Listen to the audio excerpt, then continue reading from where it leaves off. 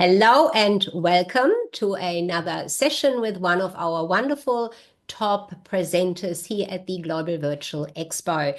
We have with us Dianna Jacobsen, accountant, business and financial strategist.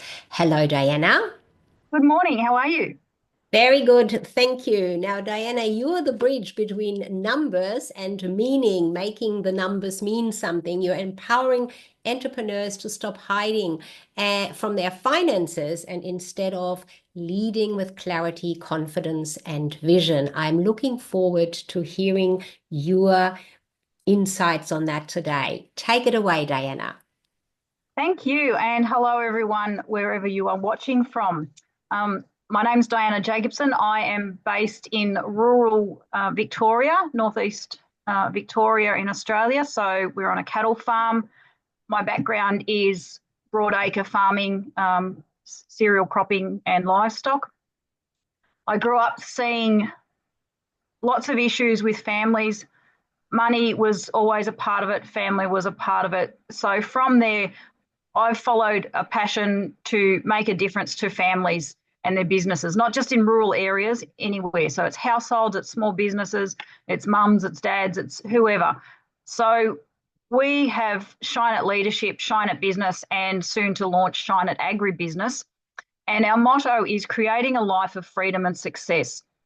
So a lot of what we talk about is numbers. Yes, we can hear about that from our accountants and financial planners, bank managers, and so on. But what do they mean, and how do we get in control of the numbers rather than the numbers controlling us?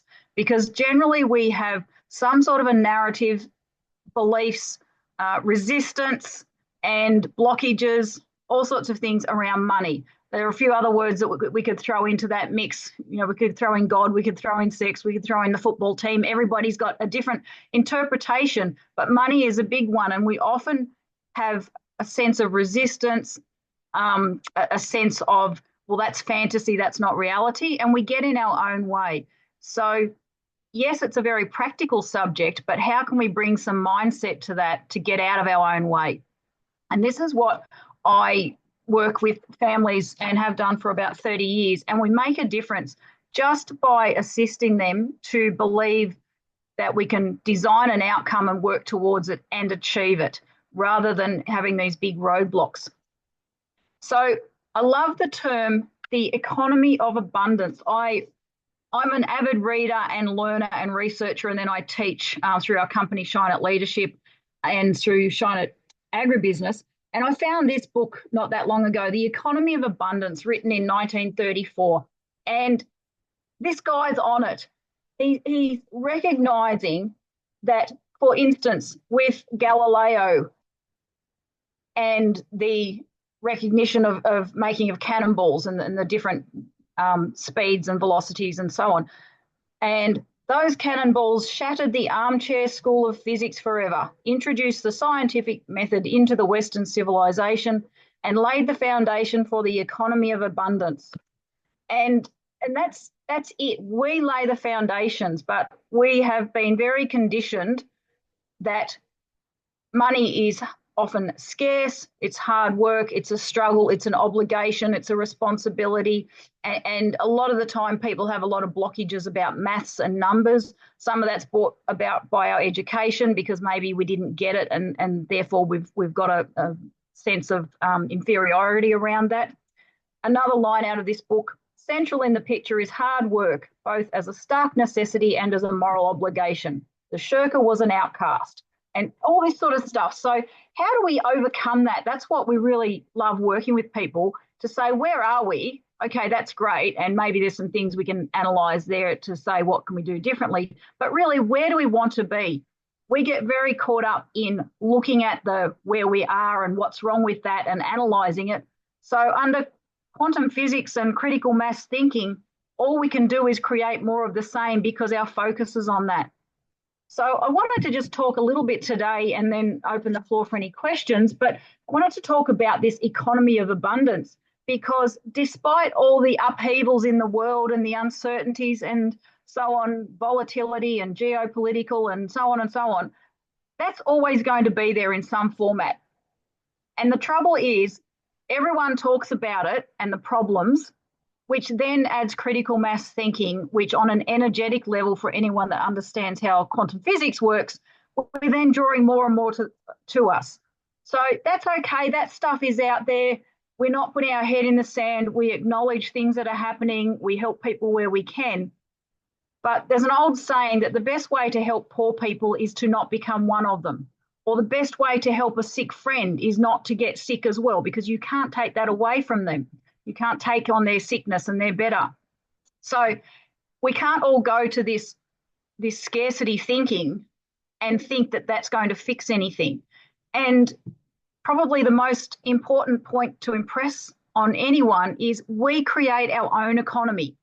Okay, so all this stuff's happening out there in our world, in our country, in our area, in our sector. I'm in Australia, I'm in a rural area. We are very hard up for water at the moment. We haven't had rain for a couple of years.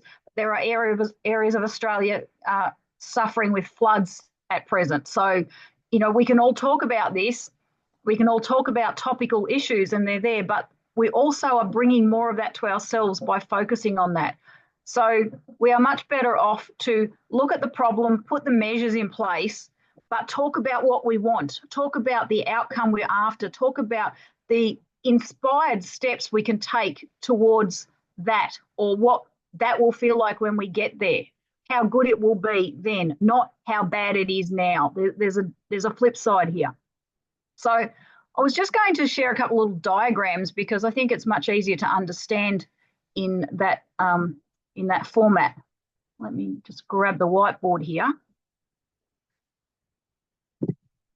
So in our thinking, we learn a lot about profit and loss, balance sheets, and things like that. So we learn that money is about numbers on a page, and whatever the bottom line is on our bank statement or our profit and loss statement, that's the one we've got to know.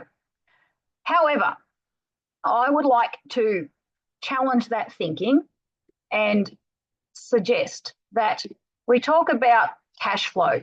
If only my cash flow was better, everything would be okay. But I want to say, how do we spend our time? Who's on our staff, our team? Obviously, what are the costs of our inputs, or what resources are we bringing to this? And what's our message, our marketing? And that includes our external message and also our internal self-talk. More than anything, what's the narrative we've got going on? Because all of these things feed into an impact and are impacted by the numbers on the page. Obviously, if we've got money in the bank, we can afford to pay staff, or we can afford some marketing, or we can buy ourselves back some time by paying someone to do something. So these aspects create the numbers on the page, but they also are benefiting or adversely affected from the numbers on the page. However, what we don't hear from our accountants, how about our health?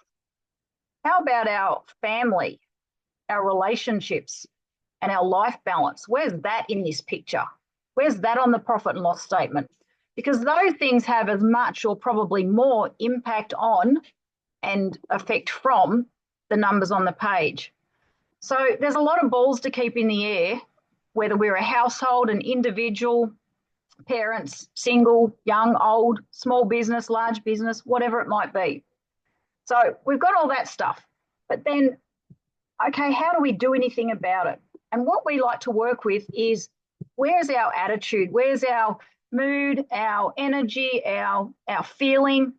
And it's not to say, let's all be, live in fantasy world or be Pollyanna about this, but it's to say, okay, if I'm bringing the very worst expectation to something, how do I think I'm going to achieve something else? If we're going to build a house, we don't just get piles of timber and bricks and nails and so on, and it becomes a house. We need a picture. So how do we create a different outcome if we're holding the wrong picture?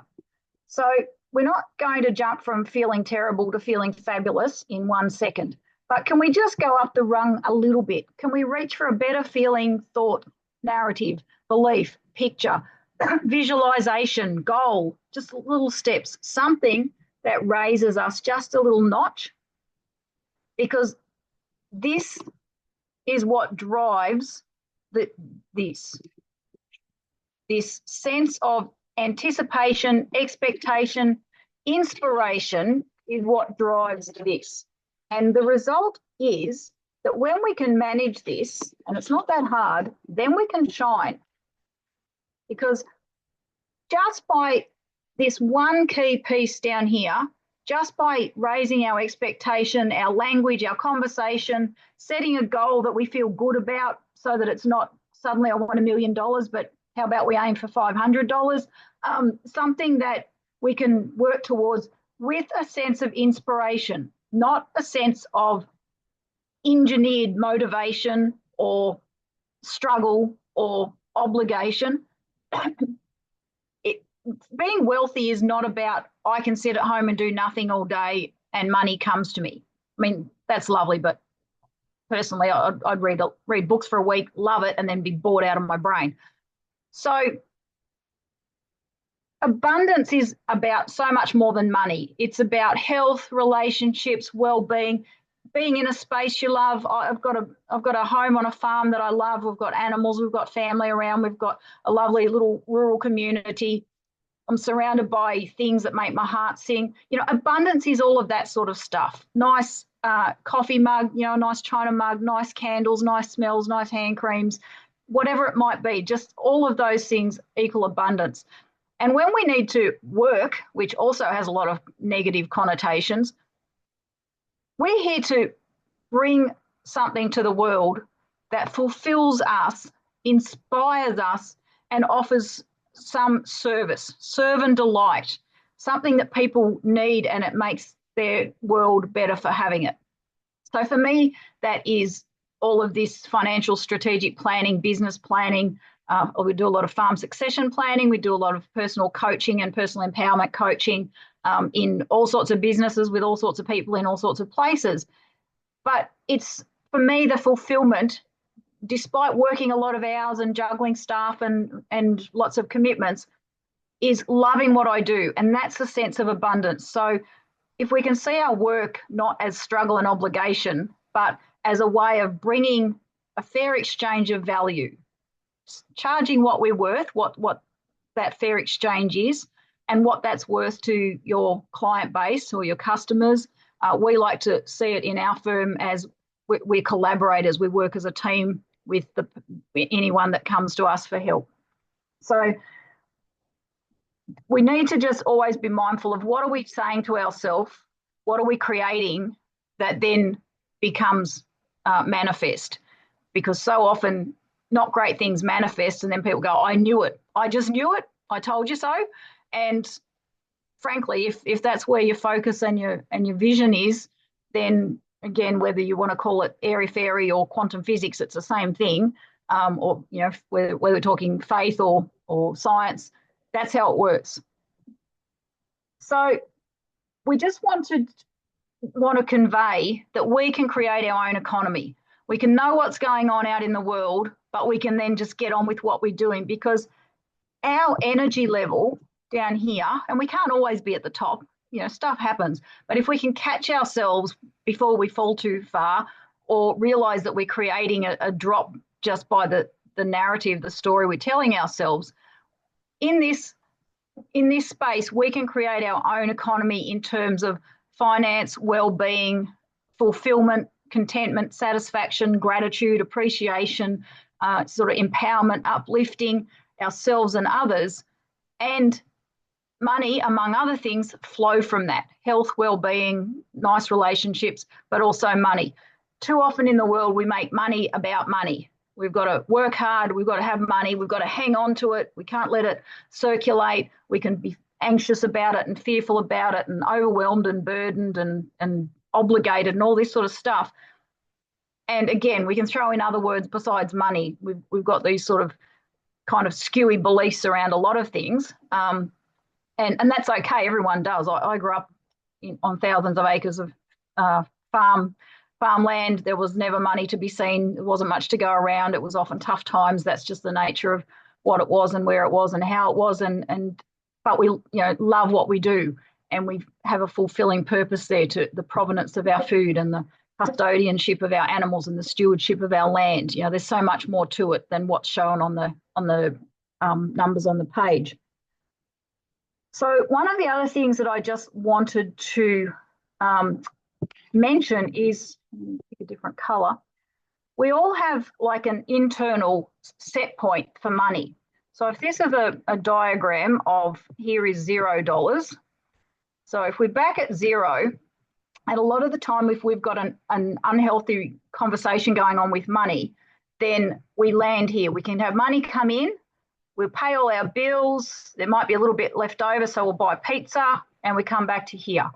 And again, whether we want to call it science or anything else, it dictates that our subconscious will always take us back to what feels safe and familiar. So if our set point is that anxious feeling in our belly and worrying, then even when we think we're going to put aside $20, the toaster will blow up and we need that $20. And we go, oh, great, I had just enough, and we're back to zero. So we need to start reconditioning and putting aside $10, $20, $50 to get a new set point.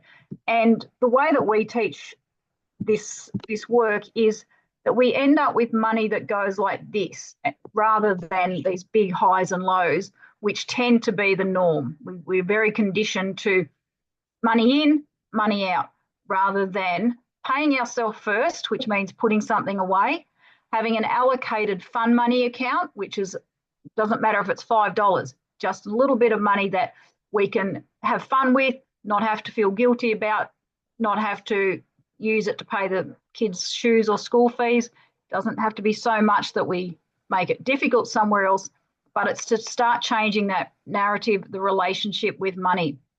So there are just a few things there, and I'd rather probably open up and have any conversations that anyone would like to have or any questions.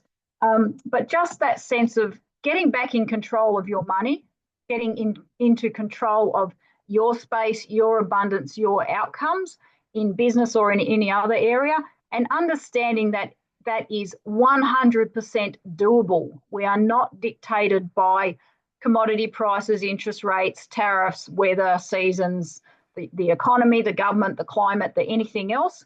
We can set our own goals, and we can work with that inspired action, which means we don't have to build it one brick at a time. We get into the flow and the pieces start to meet us along the way.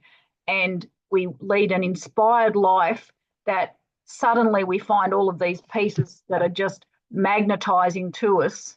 And before we know it, we stop back and look at it and think, wow, how did that happen? And that is totally amazing. So any questions I'm happy to field.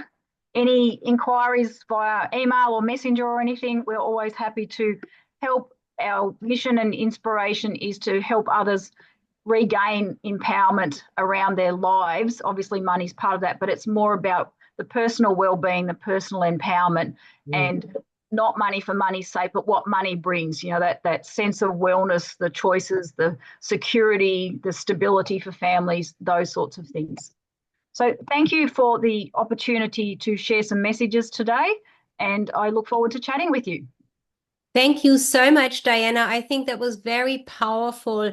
I love how you've termed it create your own economy. And I can totally resonate with the idea of how we think about money. I know from my own background, coming from no money, very little money, never enough money, that has certainly colored my very early life, and then walking into life later and later. It makes such a big difference, and it is an enormous load of work to overcome that, especially if you're just doing it on your own. So having help like in the way your company offers, I think is fantastic. I want to absolutely thank you for this presentation, for sharing with us about we are creating our own economy by our thinking, and it is not just the money, but it is the whole lifestyle. Thank you, Dianna. My pleasure.